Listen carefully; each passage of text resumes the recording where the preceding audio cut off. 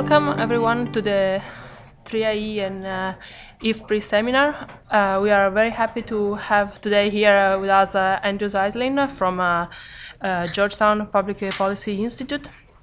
He's currently a postdoctoral fellow also at the Center for Global Development here in DC, and he joined DC right after graduating from University of Oxford.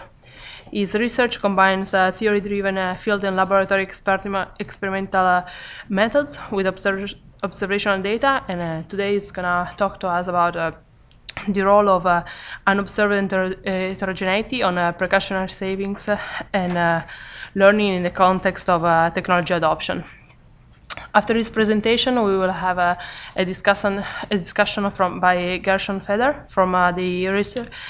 Sustainable Rural and Urban Development in the research group at the World Bank, now at IFPRI. And he's a real expert on technology diffusion, rural finance, and in the impact of agricultural extension. And his contribution to the field has made him one of the best cited authors on the topic, so I'm sure we are going to enjoy very much his discussion. Later on, just from a logistic perspective, we'll have a 40-minute presentation by Andrew, followed by about 20 minutes discussion by Gershon, and afterwards the floor is going to be open to anybody here and online for a question for about 30 minutes. So if you can please just wait for your question at the end, because that way we can pass the microphone and everybody else online can hear your question. Thank you very much.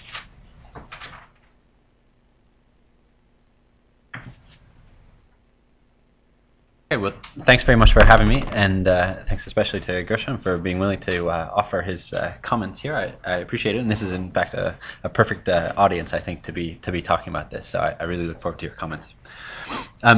So this paper sets out to answer what I think is a persistent puzzle in development economics, or to contribute to our understanding of this puzzle, which is that there are technologies out there, and I'm thinking of things like hybrid seeds and fertilizers, which have been shown to have high returns even in parts of sub-Saharan Africa, and yet in spite of these high returns to these various technologies, we see in some cases that not only are adoption rates of these technologies low and diffusion processes for these technologies are slow, but even, and perhaps most puzzling for our sort of standard ideas about how people learn about these different technologies, people are often switching into and out of the use of these technologies over time.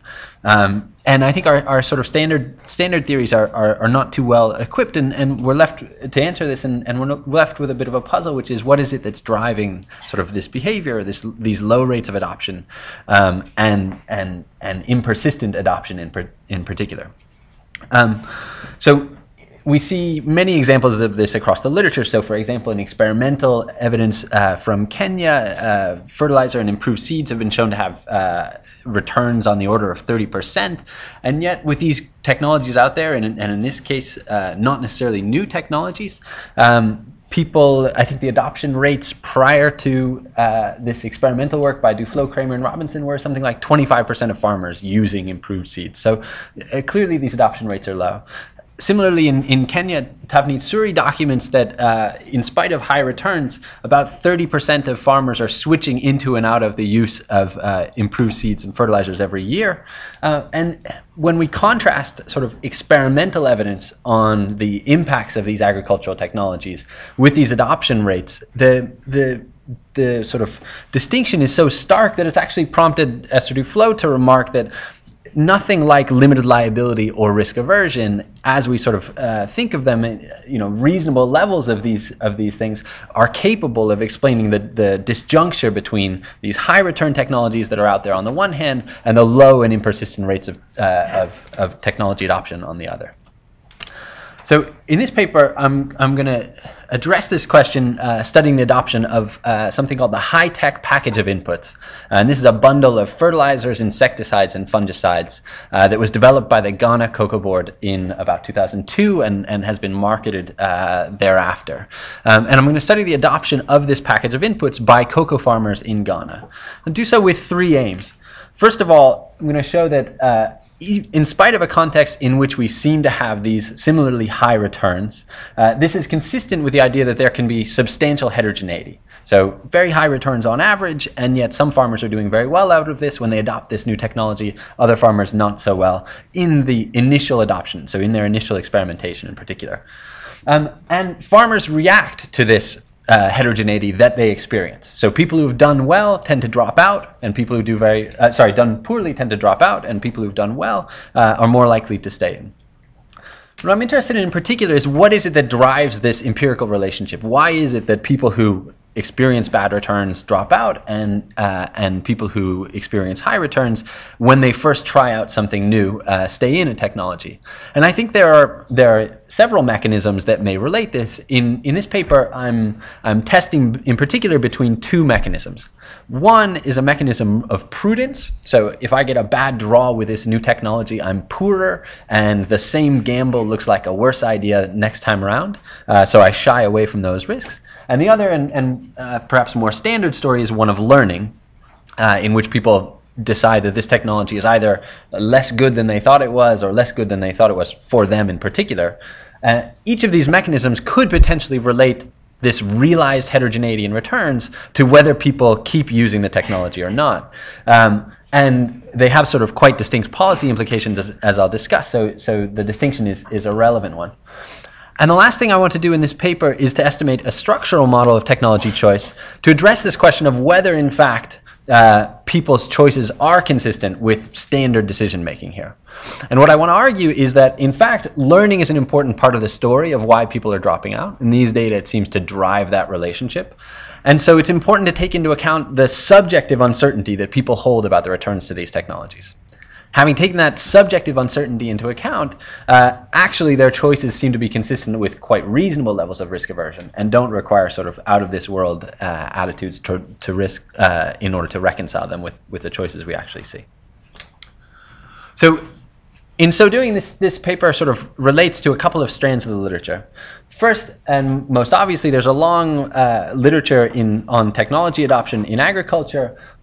There's more than can be described here, so let me just note that with a sort of emphasis on heterogeneity in returns and how it relates to this adoption process in particular, the most recent evidence along these lines comes from the Duflo et al. Experimental work in Kenya, which shows some heterogeneity. So in spite of a 30% return to fertilizer there, they find about 13% of farmers experiencing negative economic returns, even under the sort of optimal input use. And Tavneet Suri's work, which using non-experimental methods, has also demonstrated substantial heterogeneity in the returns to technology adoption among farmers in Kenya. There's a big literature on learning and diffusion, which this is obviously related to. Most recently, so much of this does not think about learning about returns, but thinks about learning about the processes by which you should apply these technologies, so how to use them. But recent papers that look in particular at returns include the work of Munshi, which has looked at the diffusion of green revolution technologies in India. And perhaps most closely related to this work is some work by Stefan Durkan and Luke Christensen, which looks at risk mitigation in particular. So they're looking in Ethiopia and basically documenting that farmers who do badly are less likely to use good technologies in future years, which they put up to this prudence mechanism, but don't test against alternatives like learning. In this paper, I'm also interested in, sort of thematically interested in this idea that there is, in fact, selection into treatments on something that might be what Heckman and co-authors have called essential heterogeneity. So there's some people out there who just have good returns to a technology, other people who have less good returns to this technology. And in their world, people know that and select into the treatments on that basis. What I'm interested in is, in a sense, the process by which people might sort on the basis of this sort of fundamental heterogeneity. And finally, I'll be interested in measuring expectations directly. So this relates to work that dates back to the work of Manskin co-authors outside of a development setting, but is increasingly sort of a popular approach to the measurement of what people actually think the returns to these technologies or to investments in schooling or migration or other things might be. And that's a growing strand of the development literature as well. So to preview the results before getting much further, what I'll show first of all is that the returns to this high-tech package, and this is using quasi-experimental evidence, the returns to this high-tech package in COCO are very high but heterogeneous. So the average returns are on the order of 70%, that's an annual return, but the returns are heterogeneous, and point estimates, can't be pinned down too precisely, but the point estimates are consistent with negative returns for about 15% of farmers, even though this seems to be such an impressively good thing to do. So because this is quasi-experimental, I don't think this is the main point of the paper. This simply allows us to map onto this more general puzzle of high returns with plenty of dropout. More interestingly then, the decisions to sustain adoption I'll show are positively associated with the experienced returns by individuals, so people who get a good draw stay in and people who get a bad draw drop out. But I'll show you that we can distinguish between hypotheses of learning about the return and as opposed to the prudence mechanism, and that the evidence is consistent with the former, with a learning story. So taking that learning story into account and backing out how risk-averse people have to be to make the choices that they seem to be making, it looks like, after all, people are sort of quite reasonable in their levels of risk aversion. Okay, so I will talk to you a little bit about the theory and how we might distinguish between these two mechanisms, prudence and learning. And then I'll tell you a bit more about the context and the data, show you the evidence on the returns, and testing these mechanisms, and briefly talk about how we might rationalize or see whether choices can be rationalized. Okay, so again, if we see this empirical relationship, which I think is the case across many contexts, that people who get good draws when they try things tend to stay with them, and people who get bad draws when they try things tend to drop out of them. What is it that might be relating the realization to their subsequent choice? The most obvious idea is that people think that if I got a good draw today, I'm likely to get a good draw in the future. There's something persistent about this return which I've realized, and I'm learning about that. And that could be that it's either idiosyncratic to me, or I'm learning about the value of a technology more generally. But even if a good draw tells me absolutely nothing about the return I'm likely to experience in the future, so I know perfectly well how this technology works, it still might be the case that people who get bad draws when they try new technologies tend to drop out of them. And this is the prudence mechanism or the risk avoidance mechanism that I'm interested in here. And the way this would work is that people's income, people deplete their assets. In the absence of perfect insurance, people have to sort of reduce their consumption or deplete their assets in order to smooth consumption in the face of this bad draw. That leaves them poorer afterwards, and the same absolute risk might look like a more stark possibility than it did before, sort of in the cold light after a bad draw.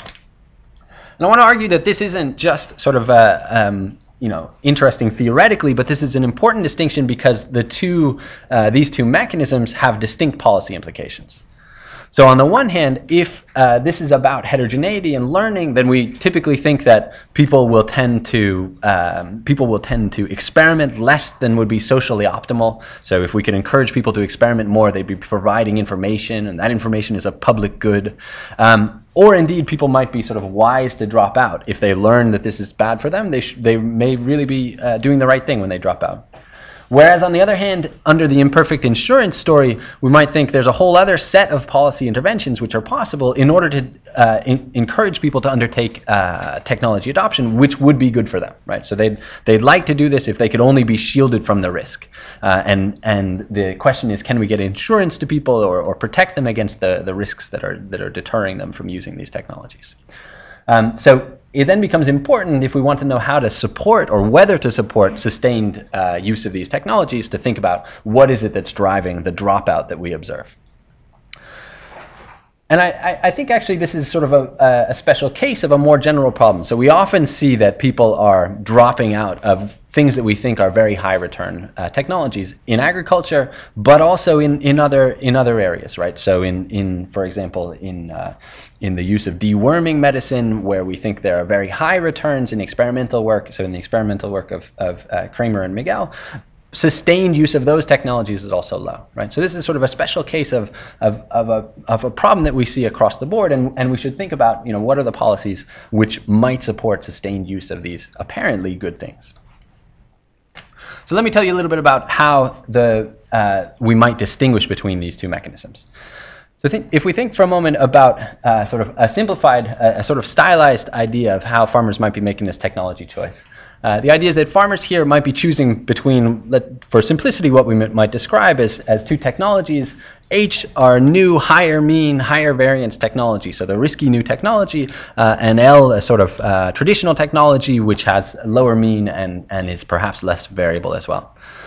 And this farmer, in a simple model of this, we can think of farmers making two choices. So they first choose whether they want to adopt the new technology, and then they'll get a draw from that new technology, and they'll decide whether to sustain it for a future period.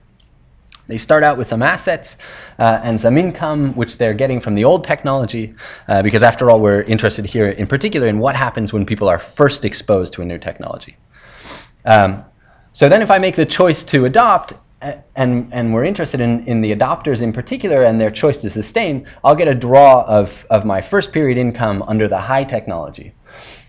Given that income, I basically have a choice, which is to choose whether how much I want to consume and whether I should adopt the new technology again in the second period.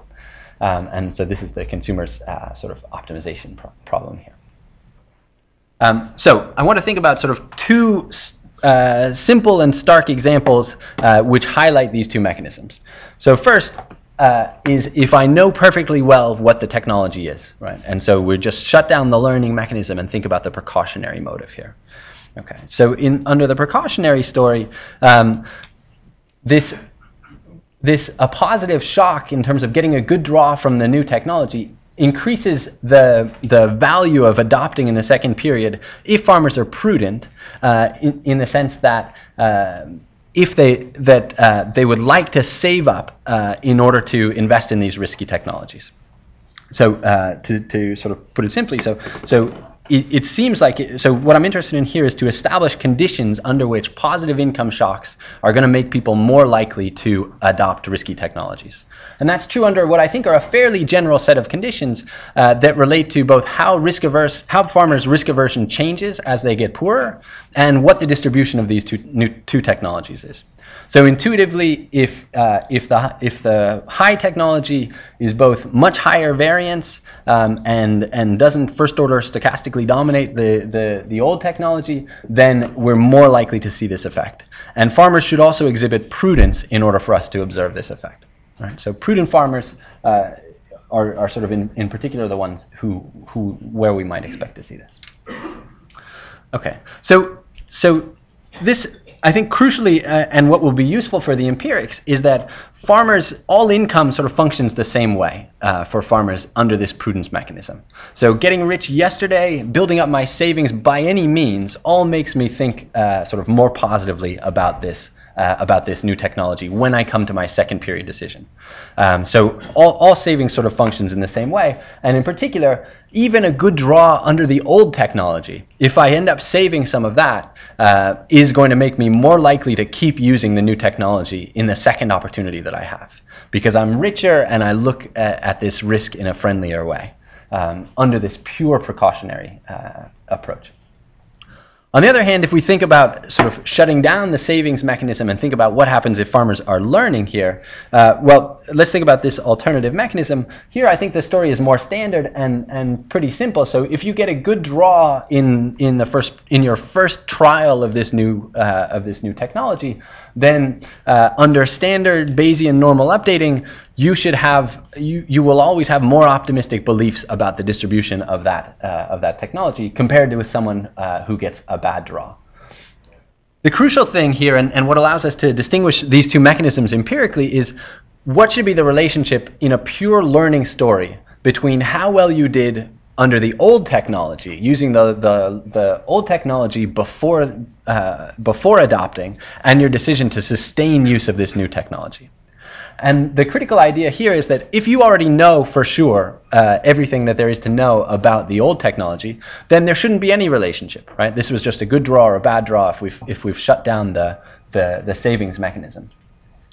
On the other hand, if you're still learning about the old technology or conditions are changing, then a good draw under the old technology might actually push you out of or make you think less favorably about this trade-off between adopting new and risky technologies or sticking with the old and safe technology.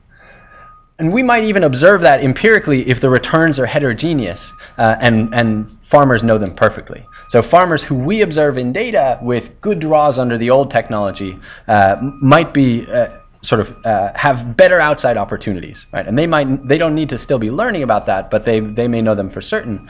But we will still observe an empirical relationship between good draws under the old technology and a greater likelihood of dropping out.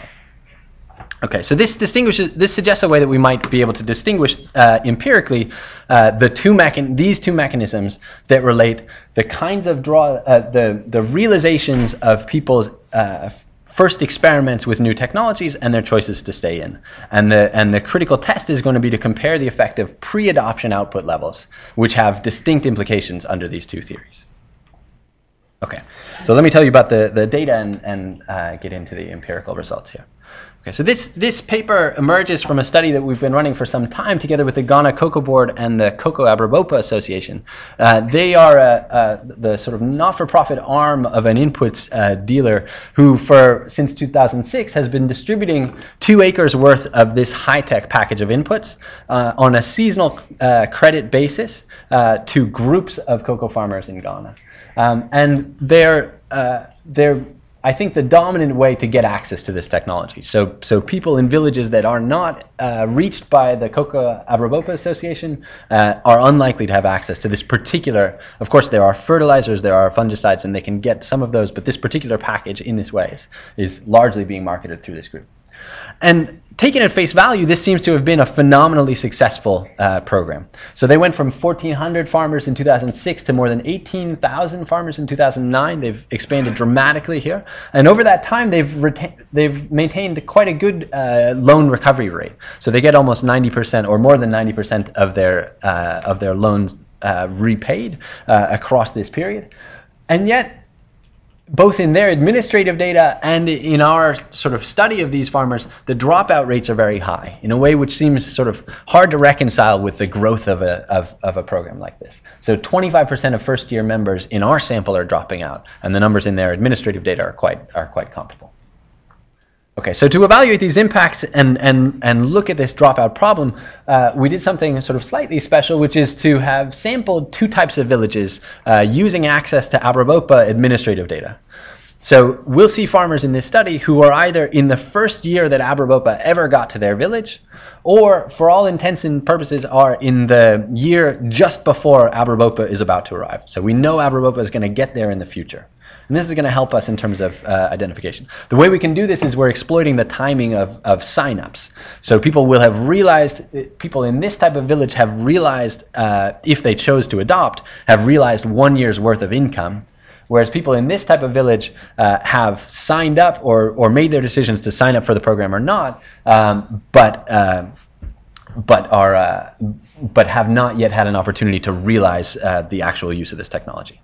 And in each of these types of villages, we're going to sample 2 types of farmers. One are people who I'll call early adopters, so the people who use the technology in the first year that it's available, and a representative sample of all the other farmers who are there, so early non-adopters. These may be people who go on to use the technology, but do so later on. And that's going to be important for sort of comparability and being able to construct a counterfactual for these adopters.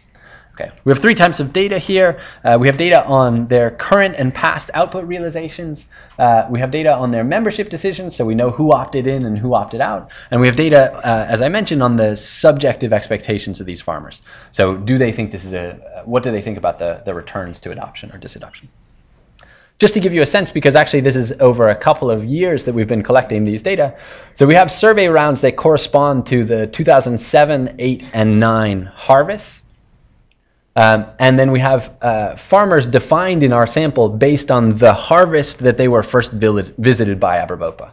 So In 2007, we visited villages that were exposed in 2007, and using our sort of foreknowledge of who was signing up, villages that were first visited in 2008. And we'll define people as early adopters or early non-adopters in those 2008 villages, even though in these data, these guys here have not yet had a chance to experience the program. Okay, and you can get a sense from that, and we sort of repeat this design going forward, so that by the time we get to our 2008 survey, these farmers now actually have experienced the use of the technology. In addition to that, we measure subjective expectations. I think I'll move a little bit quickly through these, but we do something which is, I think, increasingly standard, and which I know a lot of people at IFPRI are doing as well, which is to elicit people's subjective probability distribution. So not just how well do I think I will do on average under this new technology, but eliciting sort of the range or beliefs over the range that people might be exposed to. So we ask them for following what's sort of now increasingly standard, we ask them about their minimum and maximum possible yields, and then we fit subjective probability distributions to the sort of probability weights that they put in each of these bins. This gives us, and the other special feature here is that we elicit these subjective probability distributions for two counterfactual states with each of these farmers. So we ask each farmer, if you were to use this technology on the 2 acres that are nominated here, what would be the distribution of returns? And we also ask them, if you were not to use this technology, what would be the distribution of returns? And this is going to be useful when we want to think about people's actual choices and what they mean. Okay. So to talk about sort of identifying the average treatment effect in this quasi-experimental setting, so we won't claim that rollout here is random, but we will claim that we can do something about it. And in fact, the data seem to suggest that there's not a systematic relationship between treatment timing and returns, but I'll get back to that in a minute. We're basically dealing with two different types of selection to talk about this average treatment effect. So on the one hand, we might worry about selection into villages. So villages which are exposed early are different than villages which are exposed late. And we're addressing this essentially by comparing within villages the fates of early adopters to late or non-adopters in those same villages to difference out village year unobservables. Yeah. How you define early adopter? So these are people who choose to use the technology in the first year that it's made available to them. So someone can be, I want to think of being an early adopter as a permanent characteristic of the person. So you might be an early adopter even though your village hasn't yet been exposed. And that's where we're taking advantage of knowing people's sign-up decisions at the time when we observe their output realizations under the old technology. So just going back briefly to make sure that's clear. So when we look at the 2007 harvest, we have people who are in villages visited by the program either in 2007 or in 2008. So these people who we see here have not yet been visited by the program at the time that they realized their 2007 output. And yet we define them as early adopters or early non-adopters based on their 2008 adoption decisions and sample them on that basis. Hopefully that I'll continue to try to make that clear, but if there's any question on that, do let me know. Okay, and then of course early adopters and early non-adopters are not going to be the same type of people in general. So this is where this foreknowledge is useful. We can compare current early adopters, so people who are first-year adopters in villages that are actually exposed, with future early adopters, people who are going to adopt in the first year the program is there, but haven't yet been exposed. And that allows us to deal with some of the reasons why farmers may be selecting into the treatment. In pictures, what this looks like is that before they are exposed, the people who are non-adopters, from before to after, we don't see any substantial changes based on village level exposure for people who don't go on to adopt. Whereas prior to exposure versus after exposure, we see substantial differences in income for people who are going to be adopters, this green line on the right. And this is sort of underlies, we do other things, but this underlies the differences in differences, a sort of cross-sectional difference in differences approach that we can use to identify the impacts of the program. Okay, so in regression terms, what this means is we will include an indicator for whether your village is exposed, for whether you are an early adopter, as a person and the interaction between those two. And that interaction gives us the effect of program exposure for the early adopters. And we see both with controls, with village and village year fixed effects, and even with individual fixed effects, we see quite a consistent story, which is about a 400 kilogram impact on farmers' production based on membership as a function of adoption of this technology.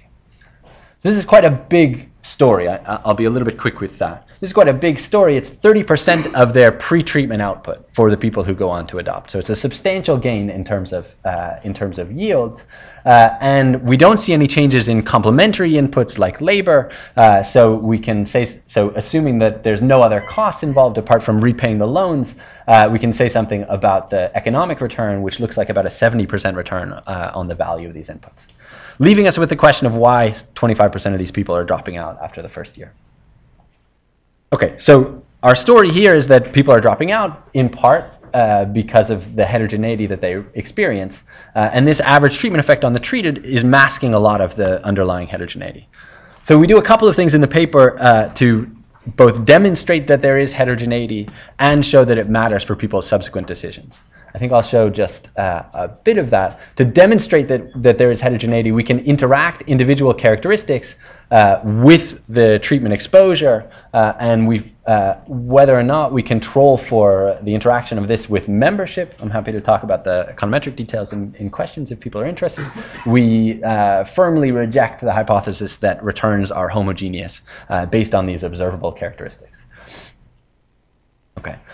We can also do this with a quantile treatment effects approach, although our estimates are much noisier here, but just to give a handle on what the distribution of returns might look like. And this is where we get the idea, with the caveat of great imprecision here, that perhaps 15% of the population are experiencing negative economic returns. This red line is the impact required in order to just repay the cost of the loan. So these 15% falling below the red line seem to be experiencing negative economic returns, although we can't reject very much given the imprecision of those estimates. Okay, so what might be driving this relationship, and how can we tell if it's learning or if it's prudence? Well, in some sense, we might think that the natural way to go about this is if we knew something like what is the actual treatment effect experienced by each individual. So what is their precise return? We'd want to include that in a model where we try to model their choice to stay in. Of course, we can't actually observe individual level treatment effects. This is the sort of fundamental problem of causal inference. We don't know what people would look like exactly, both in treated states and untreated states. But I think what's important to note here is that this problem actually applies to farmers as well. Right? So farmers don't know their actual treatment effect. They get signals of their treatment effect and try to construct something, construct an estimate for that. So we're going to do something very simple here, which is just to look at the pre-post change experienced by farmers as a proxy either for their true treatment effect, if you want to take a strong interpretation, or for what's an important signal about the treatment effect from which farmers might learn. And this is related to the idea that farmers sort of act as what Jeffrey Smith has called lay scientists, right? So people are trying to update in some way, and this is a good proxy for the signal on the basis of which they update. The assumptions under which this sort of will give us good estimates if you wanted to know the impact of the true treatment effect of farmers are obviously a bit stronger. What's perhaps interesting just in passing is that this is actually quite closely related. If we compare quantile treatment effects to averages of this measure, actually this is quite closely related. So although these come from very different identification strategies, they seem to corroborate one another in terms of measures of the individual treatment effect. Okay, so here's then what's key in looking at this selection story. First of all, farmers who experience high changes in output are substantially more likely to stay with the program after the first year. So this is looking at the choice modeling, and these are probit coefficients here. This is modeling farmers' decision to stay with the program, conditional on having adopted in the first year of exposure. So farmers whose income goes up a lot, perhaps not surprisingly, are the farmers who are more likely to stay in. What's interesting in terms of the theory then, and how this relates to the prudence versus learning stories, is we can decompose this change into current and so this is income under the program and income before they were exposed under the old technology. And if you thought that buffer stocks were what was important and prudence was what was driving the relationship between getting a good draw and staying in, then you would expect to find that people who did really well 2 years ago are also people who are richer and more likely to stay in the program. And in fact, we find the opposite of that. We find that good draws under the old technology, which may not have been a surprise to you, the farmer. The farmer may know perfectly well. This could just be proxying for farmers for whom the old technology was a good technology. But good draws under the old technology are associated with dropping out of the program, not staying in. And that's consistent with the learning story and not the prudence story. Okay. We can further corroborate that by using these data on subjective expectations. So we find that the change in output is related to updates of people's beliefs, or rather people's subjective beliefs about the returns. So when we ask people, what do you think you'll get under the new technology and what do you think you'll get under the old technology, that is associated with their experiences of the new technology. Okay, so just to wrap up then, I think we're left with this question. So if it is true that people are learning in this context, then that suggests that subjective uncertainty about the returns to these programs may actually be very important in driving people's decisions to opt in or not, and might help us to reconcile this puzzle of whether farmers could be sort of rational adopters in the sense of their implied levels of risk aversion. And the key here is we shouldn't just look at the realized empirical distribution. Here's what the data tell us about the actual returns, and assume that's what farmers think when they think about how risky a new technology is, because they also have some subjective uncertainty here. So what we do here, or what I do here, is to sort of take the simplest possible model of how farmers might make choices, using their subjective expectations data. So how likely do they think these different outcomes are, and seeing what is the implied CRRA coefficient in their utility functions. So how risk averse is it implied that people are, if you take seriously their stated beliefs and look at how those map on to their actual choices. Okay, and across a range of specifications, and I can address what some of the empirical challenges are here, but across a range of specifications we see quite consistently what I think are reasonable levels of risk aversion here. So on the order of 0.6 or 0.7, consistent with what we see in laboratory experiments in lots of places, including to take sort of recent and prominent examples, Glenn Harrison's work in a laboratory setting across a number of developing countries. So then, just to wrap up, I think what this suggests is that even in programs where we find high average returns, it's possible that there's substantial heterogeneity in the actual realizations of the return when people have an opportunity to experiment with this. And this realized heterogeneity, both in our context and I think in many other contexts, partly explains why people will drop out. There may, of course, be other things. In this context, it seems that a learning mechanism, rather than an imperfect insurance mechanism, is what's driving this relationship between people's realizations and their choice to drop out of what seems to be a very good program on average. And this is consistent with them being quite reasonable in the way that they make their decisions, although I think there are lots of other things going on. What I think is left to us as an important question is whether farmers are in fact learning about something which is fundamentally heterogeneous, and so the ones who drop out are right to drop out, or the people who drop out everybody's trying to learn about the same thing, and the people who drop out are just the people who got bad draws. If this is a question of fundamental heterogeneity, I think we have sort of an interesting and new challenge, which is to think about how we can shape that heterogeneity in returns. So I went rather briefly through it, but we have in our results on heterogeneity by observed characteristics, farmers with some farm-type characteristics like old trees seem to be benefiting more from this new technology. But there are also some intriguing socioeconomic correlates of the returns that people experience. So women in particular are experiencing very low returns to the adoption of this technology. And these socioeconomic sources of heterogeneity or correlates of heterogeneity are at least suggestive of things that we might be able to do in order to sort of bend the heterogeneity in returns that people experience and make adoption a profitable idea for a wider range of people. The last thing I would say is there's one other thing which is obviously important in this type of mechanism, which is that you might think that pure liquidity, the ability to afford the project or sustain participation in a program like this is important, especially when we're talking about agricultural technologies.